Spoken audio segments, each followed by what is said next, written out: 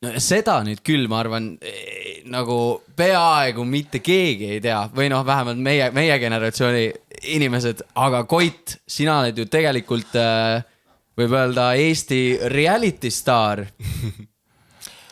Tuleta mul meelde. Ehk siis Eesti teleajaloo ühes suurejoonelisemas projektis, suurejoonelisemaks projektiks on siis Robinsonid või siis hilisema nimega Džunglistar. Selline projekt. See oli viimane kord, kui Eestis sellist formaati tehti, sellepärast, et meil Robinsonid oli selle kõrval oli ütleme sanatoorium.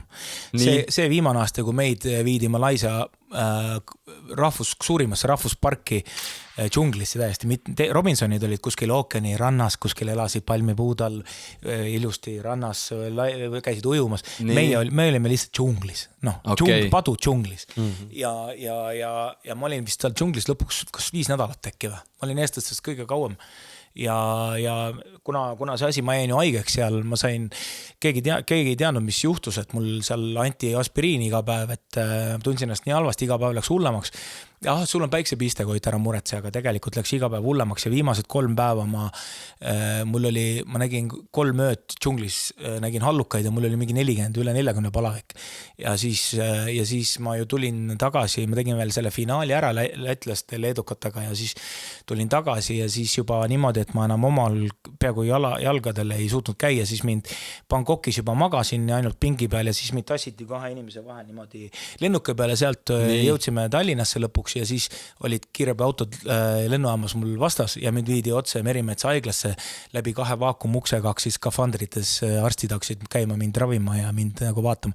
Et ma pandi igalt poolt vooligud sisse, kõik soolad, kõik lahused, kõik ained mul jooksma ja hommikul tuli, ma mäletan, õde tuli minu juurde seal, siis ütles, et kohi, see on sinu teine sünnipäev, et sa pead, noormeesti sa pead ikka väga õnnelik olema, et oleks 20 tundi hiljem jõudnud Eestisse, siis poleks enam päästa saanud, et ma olin täiesti viimase piiri peal. Nii et, ja sellepärast ei tehtagi seda enam. Rohkem Eestis ei ole rohkem ühtegi sellist sarnast saadet kunagi tehtud, sest see läks nii üle noad ära lihtsalt. Okay.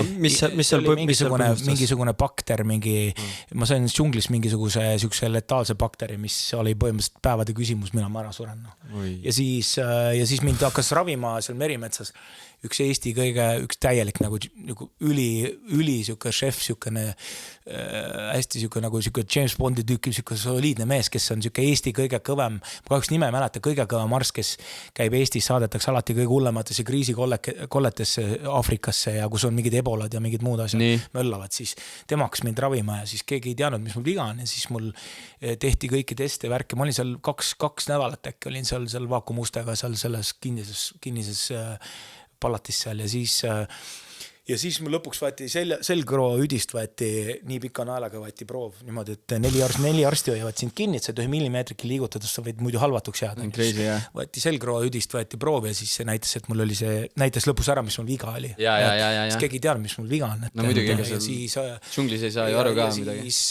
Ja siis mul oli mingi ajukelme põletik nagu puukentsefaliidiga ja mul keel oli ära kuivanud, ma olin kaotanud oma keha vedelikest, ma ei mäleta palju protsente jõhkralt, nii et mul olid silmavalged olid täiesti tumekollased, mul oli maks läbi, et ma olin nagu täiesti juba nagu reaalselt hakkas juba üles ütlema kõik nagu.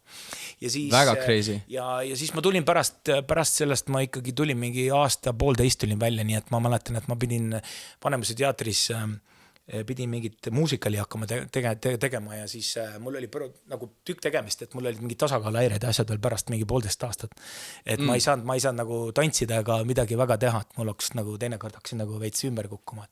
See mingi ajukelme põletik ja need muud asjad, nii et see oli rets asi ja see oli äge kogemus, aga see läks nii üle noad ära, et mul on natuke nagu teine sünnipäev, ja muidugi saate nii-öelda meeskonnal ja produtsentidel ja kõigil, ütleme sellel firmal, et kõik mind käidi seal vaatamas ja kõigil oli ikkagi nagu, see oli ikka nagu naljast nii kaugel, et see oli, kõik olid nii hirmul, et pärast seda on vaikus rohkem selliseid teemasid Eestis ei ole teles puudutatud selliseid saateid rohkem. Mitu aastat tagasi see oli?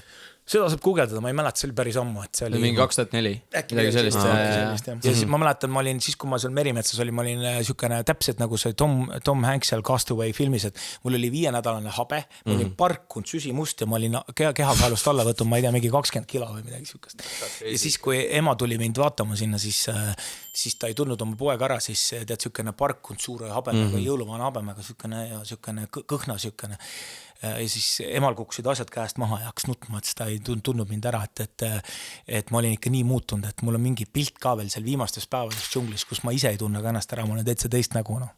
Mul on ka mingi pilt siin leitud, siuke. See on kohe, see on rõõsapoiss, see on alguses, see on mingi esimesel päeval või midagi sellist, jah. Jah, ja siin oled ka sina, eks ole? Ja. Aga see ei ole džunglis, see on vist äkki sinna minnes või mingisugune siin sealt mingi eelsaade või mingi kogunemine või promoüritus või just sinna sõites äkki või midagi sellist. Nii, ja ehk siis teid saadeti sinna džunglisse ja see ülesanne oli see, et te pidite otsima kõik oma mingid toidud, joogid või kuidas see käis? Seal oli mingid kämbid, lätlased, leedukad, eestlased, esimene ühisprojekt siukene ja siis oli džunglis, oli erinevates kohtades kämbid ja siis seal oli pidi mingid erinevaid ülesandeid asju tegema võistlema seal ja mõni päev oli üks toidu, ühe terve päeva toit oli üks kanamuna, mille me pidime ise džunglist üles otsima, siis me saime rohutirtse seal ja siis me... Kõike, mida oli leida? Ja siis oli, ega seda taga ei leidnudki mitte midagi, me leidsime mingi banaanid, mis tuli nagu ainult mingi löga lima tuli välja, seda ja need ei kõlvanud ka süüa, et siis oli... üritasime seal kala püüda, mäletan, lõpuks saime mingi ühe pisikese kala ja tegime sellest uhaat siis tervele seltskonnale, see on kõige parem kalasupp, mida ma saan, sest et lihtsalt siuke nälg oli, et me sõime, ainuke asi, mida džunglis oli kookospähkel, aga mul oligi see asi, et kui ma läksin džunglisse, siis Bounty oli mu lemmik šokolaad alati ja pärast seda ma ei suuda Bountyt suu sisse võtta, sest et kui sa sööd esimene päev kookospähklit, kõik nii tore, eksootiline, mõnus, teine päev kookospähklit, juba käib suus ringi, 3. päev, 4. päev, lõpuks niimoodi, et kui keegi kookospähklit näitas, siis oli juba niimoodi, see on siuke kuiv ja raske asi ka ja seda nagu ainult seda pähklit krõmpsutada nagu, et jaa, me olime seal ikka, see oli väga ekstreem üritus oli. Okay. Nii et see oli, meil tuli alati iga öö tulid all, me olime nagu kämbis üleval nagu džunglis, aga sealt nagu alla jõudis lõpuks jõe äärde ja siis tuli, kas oli 3 relvastatud kohalikku mingid Malaisia tüüpi, kes tulid meil iga ööse nagu metsloomadest valvama. Nemad tegid oma lõkke ja kämbi sinna jõe äärde alla, aga meie lasime üleval padu džunglis, kus oli kott pime ja kui need kaanid, mis mööda maismaad roomavad sulle püksisäärde ja sellest ma võin rääkida nii palju lugusid ja ega 100 jalgsed ja noh, ja siis ka kohalikud oma jalga sinna ei tõstnud, kus meie ööbisime ja elasime. Nemad sinna džungli, nad lihtsalt, nemad ei tule, et nad lihtsalt, nemad ei tule sinna, aga saate jaoks oli vaja, et meie oleme seal nagu. Ja siis nemad olid jääres, meid püssidega valvasid, aga siis pärast leitigi seal mingisugused tiigrijäljed ja seal oli elevandipere röökis kõrval ja siis iga hommiku kell 5, nagu meil hakkab kukkirama, seal hakkasid terve džungel hakkas karjuma, ahvid hakkasid karjuma džunglis, nii kui päike tõuseb. Nii et sa mingi üle 5 ei saanudki magada umbes, et nii kui päike tõusis, siis kõik ahvid röögivad täiega ja siis ärkad üles ja siis hakkad see toimetama. Just nagu see ööosa tundubki minust nagu kõige nagu see hirmsam, et nagu ongi mingi asi fucking kloomab su peale ja sul ei ole mingit valgust. Džunglis on nii pime oli, et pimed on, kui sa paned silmad kinni kodus. No nii pime, ma pole kunagi nii pimedat näinud, et seal oli niimoodi ja siis kõik need hääled, mis džunglis hakkavad öösel, kõik hakkavad jahti pidama öösel ja siis ma mäletan, ma tegin silmad lahti ja ma panin käe niimoodi nii ligidale ja tegin nii ja mitte midagi ei näe. Et nii kott pime, et ma ei näe siit kohast ka isegi oma käe liikumist. Täiesti nii kott pime, kui saab olla ja siis ma mäletan esimene öösel magan seal ja tõmbasin mingid sõjaväe pikad püksid ja sokidel peale või midagi, et jumalast kõik oleks niimoodi. Bambuse peal magasime dokkide peal, ise ehitasime oma need oinud, kus me magasime lehtedest džunglist tõime ja ehitasime katuse sinna peale, et vihma ees kaitseks. Ja siis tunnen öösel ärkan üles, et tunnen, et mul püksis ääres mingid asjad liigutavad niimoodi. Ja siis mitte midagi ei näe, kott pime on ja siis hakkan kätega katsuma, vaatan mingid nii suured kaanid täis söönud olid mul püksis äärest. Ja siis kui ma lõpuks saan aru, et need on need siuksed nii suured siuksed täis söönud kaanid on, siis ma pole harjunud ka, siis sain need kuidagi midagi kätte ja siis nad jäävad sul näpu külge kinni igal poole, siis üritan need ära visata oma kõik püksid, need olid juba verest täis söönud kõik vaata ja siis siis jälle tõmbad kõik sokid peale, kõik niimoodi ja siis niimoodi proovid seal nagu edasi jälle magada ja siis lisaks pead kogu aeg hoidma ka lõket elus, et see on ainuke asi, mis kaitseb metsloomad ja muude asjade eest, et ja natuke sooja annab, nii et ei, see oli päris enam once in a lifetime kogemus, eks ole? Seda küll, jah. Peaaegu viimane kogemus su elus. Keegi vabatahtlikud, ütleme, see nii ekstreemseks, ma ilmselt ei läheks oma puhkusereisile, ei läheks. seda niikuinii, eks ole. Ma leidsin põneva sellise, ühest artiklist leidsin põneva Kriegeri siis tsitaadi või et Erich Krieger. Just, et Erich Krieger laulis ikka iga õhtu meile Pistoda laulu. Aga teil lubati nagu mingid asjad kaasa võtta? Igaüks võis ühe asja võtta. Jaa, Erich võttis kitarri, see on selge, seda ma mäletan. Okay, klassik. Mina võtsin ühe asja, ma mõtlesin, mis asja ma võtan kaasa. Ma läksin jahipoodi, ostsin siukse suure Rambo noa, täpselt nagu Rambos, kus on tagane sakid ja siis on metsad saagida ja siis siukene tõsine nuga ja siis käepideme sees, siis ma panin sinna niidi, nõela, soola, pipra, mingid siuksed eluks. Käepideme sisse. Kõik, et kõige eluks vajalikumad asjad. Ja tänu see päästis meid sellega, me tegime pärast, ma mäletan seda sellisest kalast uhaad seal, nii et kõik, see on kõige parem kolas. Just. Ja üks Krieger oli veel midagi sellist öelnud, et igatahes Koit Toome suutis Läti eks-mississe päris tõsiselt ära armuda ja kui tuli hääletamise koht, hakkas ta vastupidiselt varem kokkulepitule mingit soga ajama ning päästiski oma silmarõõmu välja kukkumisest. Järgmises voorus võis tal küll päris õnnist tunne olla, kui lätlanna teda ennast saatest välja hääletas. Igatahes mingi selline intriig.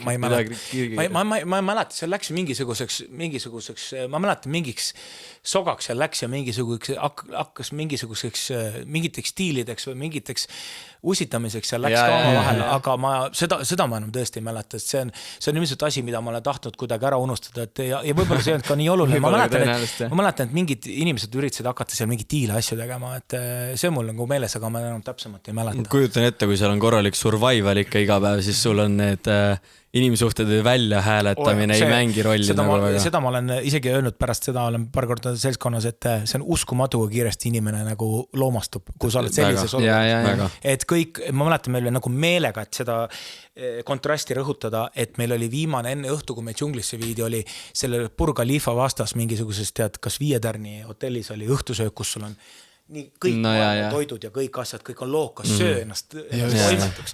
Ja järgmine päev pannaks autokasti ja džunglisse ja tuk-tukkidega ja siis veel autodega, asjadega ja me panime seal mööda jõge ja siis ja ma arvan, et läks mingi 5 päeva, inimesed on näljas džunglis, neil ei ole midagi, praktiliselt sa oled seal ainult, sul on üks särk, ühed püksid ja sandaalid ja siis Erichil see kitarr ja mul see nuga ja that's it. Ja vaata ise, kuidas ellu jääd, noh. Ja see, kui sa oled näljas ja kuidas lõpuks keegi saab mingid sööksid näppudega, ükskõik vahet mustade näppudega sööd lihtsalt nagu kuskil tead filmis, noh. See on täitsa, see oli uskumatu, et kuidas kõik sellised linna nagu kultuursed inimesed ikkagi on ju tulevad linnast ja siis kui kiiresti inimesed loomastuvad sellises olukorras, see oli täitsa ulme nagu kuskil zombifilmis, noh. Kui läheb ikka jamaks, siis on ulme, kuidas inimesed muutuvad. Veevarus janti või need... Ainuke asi, mis oli meil, mis oli korraldatud poolt, oli vesi. Ma mõtlen ka, et seal on ju päris niiske ja palav kogu aeg, et ilma veeta oleks crazy. Aga kõige hullem asi oli maismaakaanid, sest et seal oli siuke, et need on kehasoojuse peale tulevad, et see, kui sa džunglis oled, nii kui sa seisma jääd, siis sa näed, kuidas igas suunas kaanid hakkavad sinu poole tulema, et sa pead kogu aeg liikuma nagu. Et kui sa oled pikalt nagu siis nagu magama nagu ei jäägi. Algus oledki marvasti vahel, kõik olid varbad vahes ja kõik jalad olid neid kaane täis.